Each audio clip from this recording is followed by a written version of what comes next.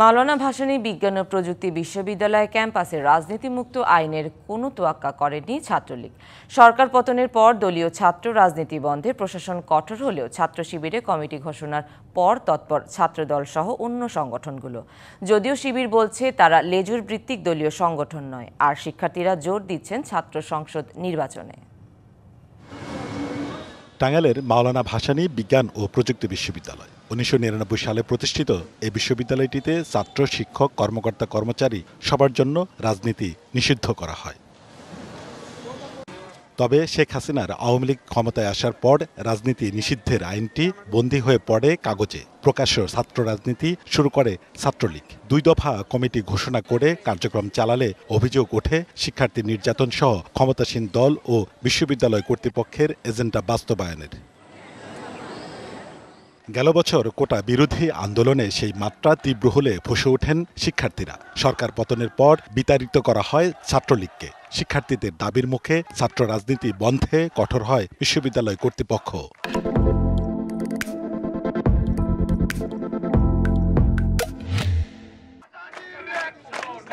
তবে ছাত্র শিবির ঘটা করে কমিটি ঘোষণা করলে নড়ে চড়ে বসে অন্য ছাত্র সংগঠনগুলো। যদিও এ নিয়ে ভিন্ন ব্যাখ্যা আছে ছাত্র শিবিরের।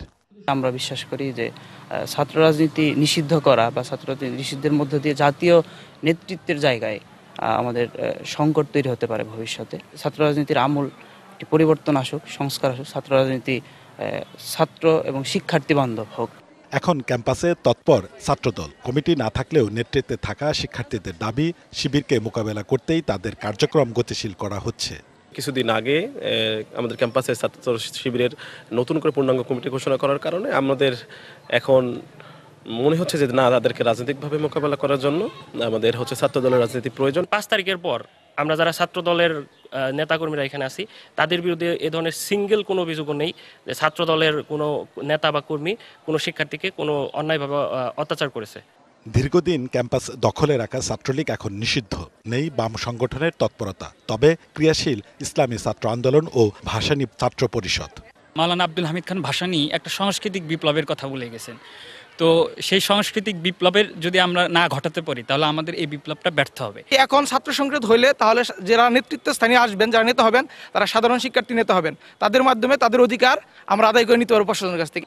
এদিকে ক্যাম্পাসে দলীয় ও লেজুর ভিত্তিক ছাত্র রাজনীতি দেখতে চান না বৈষম্য বিরোধী আন্দোলনে সক্রিয় ভূমিকা রাখা শিক্ষার্থীরা। দেশের রাজনীতি সহ সার্বিক পরিস্থিতি নিয়ে অসন্তোষ তাদের।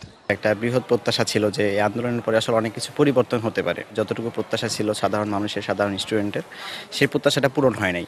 যারা এই প্ল্যাটফর্মে হয়ে কাজ করছে তারাও ওইভাবে মূল্যায়িত হয় নাই। লেজুর ভিত্তিক রাজনীতি চাচ্ছে, তাদেরকে আমরা আপাতত সাধারণ শিক্ষার্থীদের পক্ষ থেকে বলতে চাই যে এটা আমাদের এখন না হোক।